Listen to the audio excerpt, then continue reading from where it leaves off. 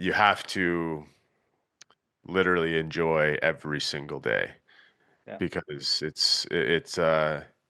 even the hard days, like you gotta find a way to enjoy even the tough days because those are the ones that kind of groom the person you are and um, make you better. So I don't know. I mean, I guess I got a lot of advice for a young guy, but I think the biggest thing was, like I said, having someone to look over your money, and and on top of that, enjoying every single day because it does go by quick.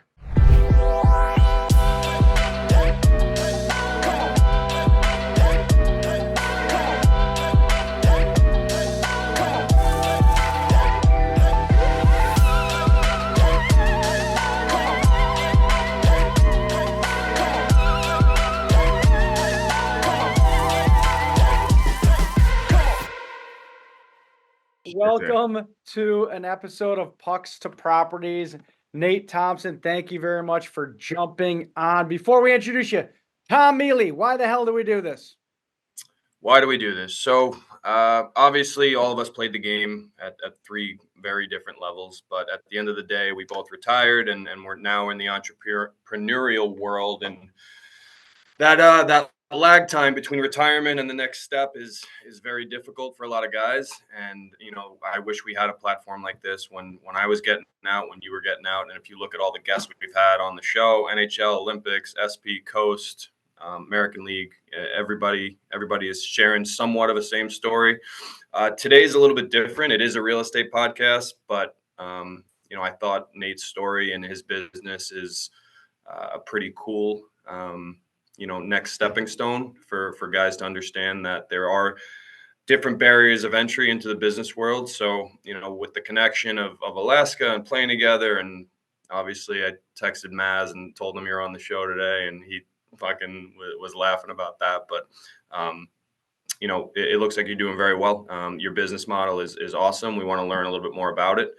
And it's also our way to give back. And, for guys that are retiring or maybe have one foot out the door, maybe reach out to you and kind of utilize this platform. And that's why we do this. So it's been great. We hired, a couple hockey guys. The office is all hockey guys now, looking to hire more. And we've created somewhat of a post-career locker room, but only now when we get pissed off, it's fucking emails and text messages. We can't knock each other out anymore. So it's a different world, but it's the same concept. And, we're happy you're here and we're glad, you took the time out to be here. So thank you. Yeah, So thanks for Nate having me, guys. Thompson, Appreciate it. Nate Thompson. So Nate, thank you again. Just to give you a 2-second rundown, Nate, you've played in the NHL for a long time, over 800 games. I think the third Alaskan to play 800 games. The other was Scott Gomez and Brandon Dubinsky. Yep, Nine, correct. nine different NHL teams. So take it away. Give us a little rundown of you, and thank you again for jumping on. Yeah, no, guys, thanks for having me. I mean, yeah, my rundown of me. I mean, you said it. I played a long time. Played, total like 18 years professionally. Turned pro when I was 20. I was drafted by the Bruins and played my minor leagues in Providence. With their American League system there with the Bruins, and yeah, I mean, it's it went by fast. Like I said, like you guys said, it was 18 years total, 15 years in NHL, and I kind of blinked and it was over. And like you said, Tom, it's that transition from going to basically playing a sport or I guess my livelihood at the time. That was I did that my whole adult life. So from the time I graduated high school to turning pro at 20 years old and then playing till I was retiring at 38. So for guys that are for guys that are retiring, whatever it is, and guys told me that too when I played was it doesn't matter how long you played, if it's 4 years, 7 years, or 15 years, it doesn't get any easier when you retire. Everyone, it feels it's that same transition of, doing those things that are built in for you every single day. Like I always say, I knew exactly what I was doing every month, every year. from the time I was, a certain age till the time I retired. I knew what I was doing in August. I knew what I was going to do in June. Everything was built in. So when you retire, um, you had like you said, you guys talked about it.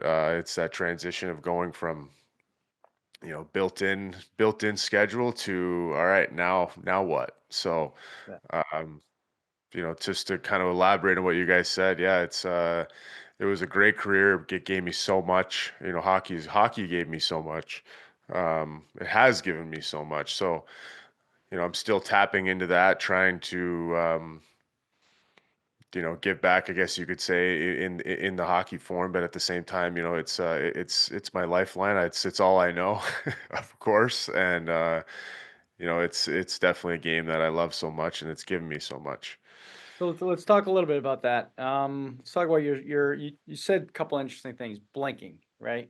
Before you know it, I mean, I felt the same way. Before you know it, you blink and your career's over. So if you could look back, and I remember sitting through the PHPA meetings, and they'd have someone come in, a speaker come in, and be like, "You guys better enjoy it. You better do this because before you know it's going to be over." And, we all thought like, "Ah, shut up, you're over. You already retired. You have no idea what you're talking about." But obviously now sitting in their shoes, they're 100% correct.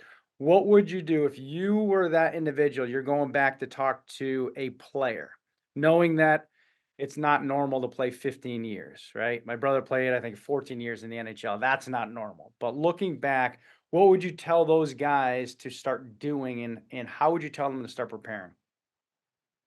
I think I would tell them right away their first years to get involved with that stuff. Like I think getting involved with the PHP or NHLPA, I think getting involved in that stuff right away is great for young guys. And then I think too at the same time I would tell guys to get someone to help them with their money.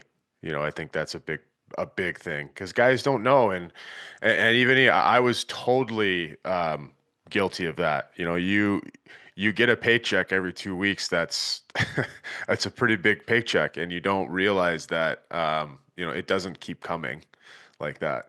It's only for a certain amount of time, but it gives you false security in a way where you think it does. And I think that's what I would tell guys is, you know, I remember my first time going to an NHLPA meeting or going to meet with some NHLPA people, and I was with Mike Sillinger, and Mike Sillinger was a guy at the time, played a long time, played it for a lot of different teams, played with Mud Islanders, and he said to me, he said verbatim, he said, it goes quick, kid. I know it sounds crazy, but it goes quick, and I remember that now, after he said that, and I think that'd be my biggest advice is you have to literally enjoy every single day Yeah. because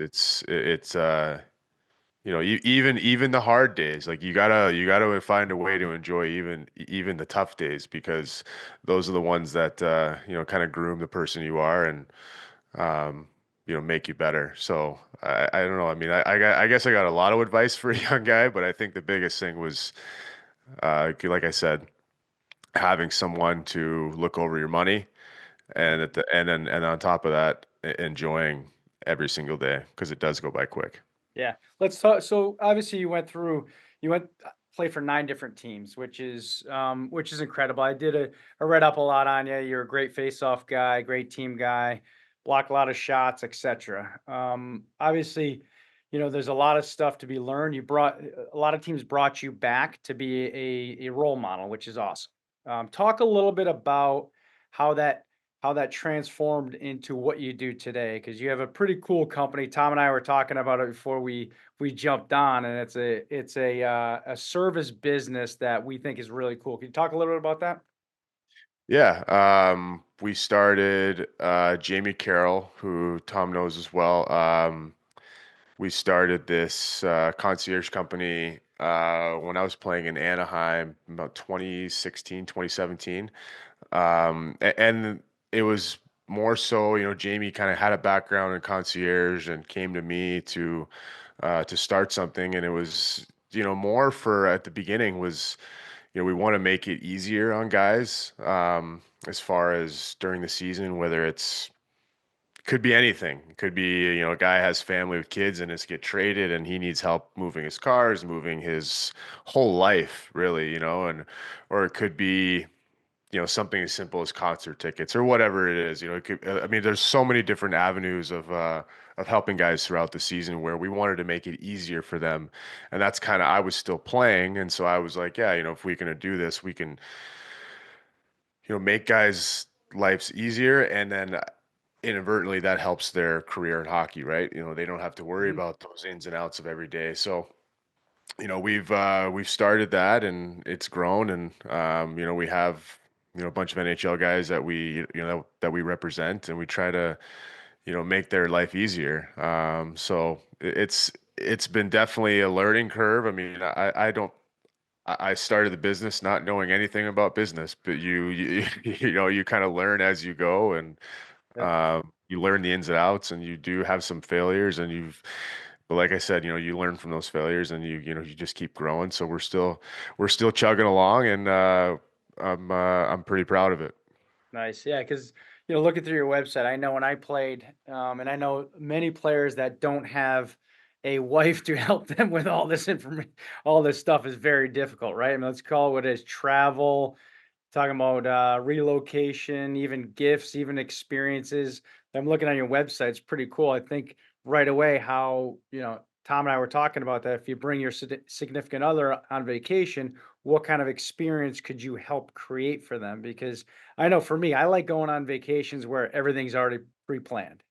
Yeah. So, Well, yeah, and I'll preface that with too for guys with our. I mean, it's like I talked to you about, knowing what we have to do every single month, every single day, and during a season.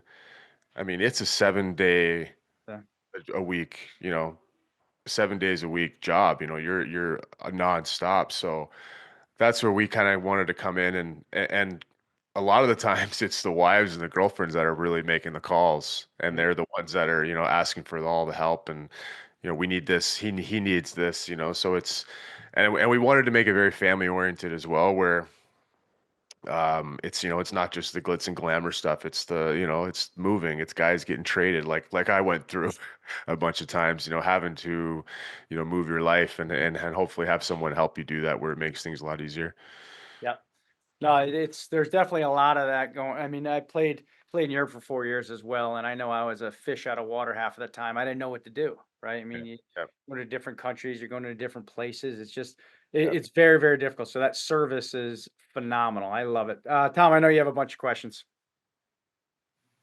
Yeah, the biggest thing I want to touch on is a couple things. I know you started the company while you were still playing. Was it something that you were thinking about because you when did you retire? A couple years ago? 2 years ago? Summer of 2023. Yeah. Okay. So Almost. what was it something that you were approached with and kind of just started planning, or was it around that time where you were questioning yourself, like, how many more years do I have left? And the biggest thing for me is when did you know? Like when did you know it was the right time to make the transition? Like when did I know when to retire? A little bit of both. Like, Or or was it along the line, like when Jamie came up to you with the idea, was it all him and then you just rolled with it? Or were you kind of thinking about, okay, what am I going to do, with life after hockey? Yeah, no, honestly, I didn't know at all. And when he came up to me, I had no plans of starting a business or doing a concierge business. It was more of him. He came to me. It was a good idea, and I was like, okay, yeah, let's do this. And I had no plans of retiring anytime soon at that time. So I wasn't even thinking about how this would, how it would evolve and what would happen after hockey. I didn't even think about that. So, which to answer your question, I had no idea whatsoever. It was just kind of the opportunity was brought to me, and I took a chance on it. Gotcha. Okay. And then you finished up with LA. You started the season there. I think I saw you were with LA, and then you went down to the American League. And then was that it after that? That was it. Yeah, Yeah. yeah. All right. What at going into that season, was it more along the lines of this is my last year, or did it kind of like when did you know that this was going to be it? Is kind of the biggest thing because there's a lot of guys. I mean, American League and National League, it's two different things, but SP and Coast, I mean, you're not even making close to the same money. So it's more along the lines of guys are always wondering. Like, I get the question all the time. It's like, when did you know that you were done? And I think it was a combination of age. It was a combination of COVID helped a lot, which a lot of guys ended their careers, and it was like, I'm not going to go back at 35 after taking a year off. So when did you know it was time? I think it was a culmination of things. I think, my last year in the NHL with Philly, that year got a pretty bad shoulder injury, had shoulder surgery, and I missed the majority of the season. But I ended up coming back and playing a certain amount of games to finish out the season. But I think part of me was like, okay, that didn't finish the way I wanted it to. I'd like to give it another try. And, you know, realistically, we all know, like, being 38, just getting done with shoulder surgery, finishing on a season with the Flyers, we weren't very good, didn't make the playoffs. Those things just don't add up well for a free agent contract at that time. And so, I took a tryout to LA. You know, at the time, was gonna have a baby girl, and so I was like, it was also the convenience of being close in LA. I already lived there, and so took the tryout, and didn't work out, and had the opportunity to play down in Ontario, for Marco Sturm, who I played with a little bit when I was in Boston.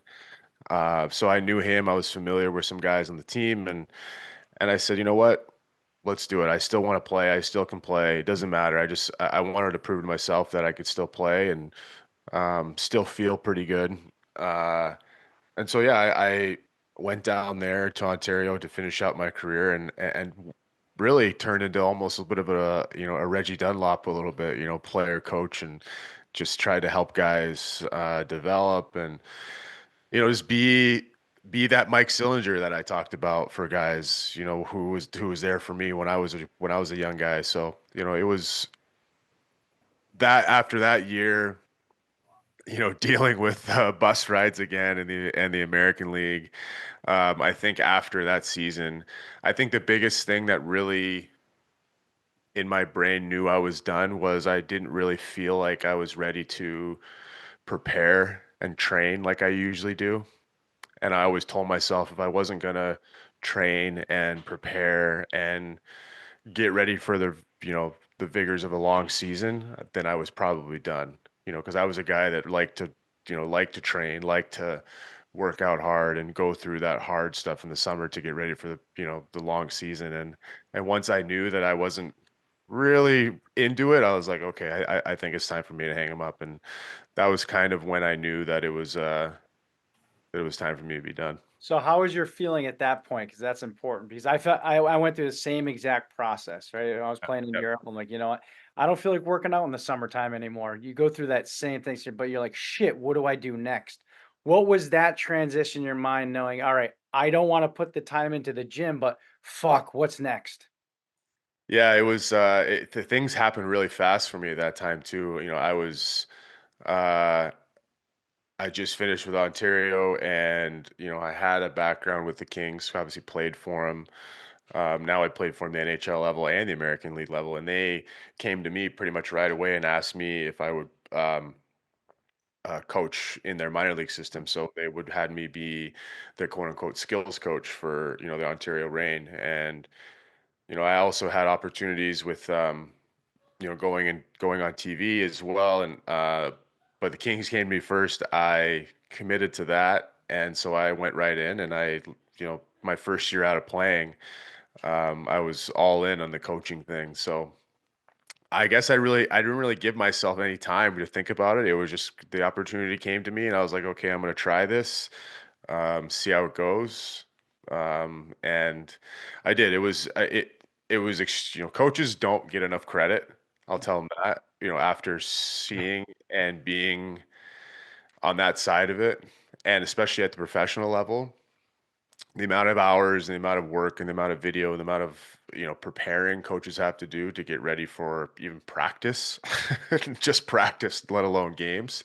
It's pretty incredible. So it wasn't for me. I tried it for 1 year, and maybe it's timing. Maybe I was too close. Maybe it was, I didn't give myself enough time to get, have a little break. But at the same time, it taught me so much. It taught me, a lot of things that I did not know about while I was playing, and it gave me a different perspective. So I always say, like, things that you don't like or things that you're doing as a job, if you don't like it, it's probably good reason that it's probably going to teach you something, at some point. So I kind of looked at it that way, and now, like I told you, I was in the TV, so I was going to go in the TV side, and that's what I'm trying to do now. So it's been a transition, and things happen um, at their own pace in this world, but we'll see how it goes, and that's kind of what I'm doing now. So you're doing both your company, 44 Concierge, and you're also trying to get into broadcasting right now? I am, yep. Cool. So what do you do, what role do you play in your company, 44 Concierge? I'm just a majority owner. When it comes to doing day-to-day stuff, I don't really do the Yeah, ins and outs or everything like that. So I'm um, just trying to be an owner and trying to help grow it as well, and work with Jamie, and make sure that we're doing all the right things to be successful. nice. What does growth look like for you guys this year? What's that? What does growth look like for you guys this year? Well, I think growth is adding variety to our business, I think. And I think that's what we've been doing the last couple of years is we've kind of evolved into different things, not just a concierge company. So I think it's us evolving and adding variety, which is big growth for us. Nice. What kind of variety are you guys looking to do in 2025? Well, we just helped host a couple golf tournaments. We did one in this past August with, this called the Pro Athlete Golf Tour. We did one with hockey in August at Half Moon Bay, and so we help with that. It's kind of evolved into that now, and um, I said that's just one little avenue where it's definitely given us some growth doing that. Nice. Love it. Love it. What could we do? Obviously, there's many different people that listen to this podcast. What could we do to help you promote what you guys are looking to accomplish? Well, I think it's just word of mouth, like anything now, right? It's Yeah, word of mouth, it's social media, it's just the world we live in. So, I think it's just exposure of, just getting it out there. And we've talked about it a bunch.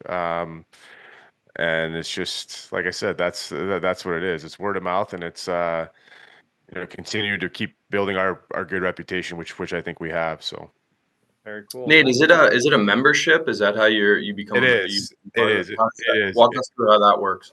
It's a yearly membership. Or it also too, there's different forms of membership, but usually it's a yearly membership, and you get. I mean, honestly, you can if you're on the yearly membership, Jamie's on call at any time. You call him for whatever you need at any point, and at the same time, you're not just we're also going to create opportunities for that player to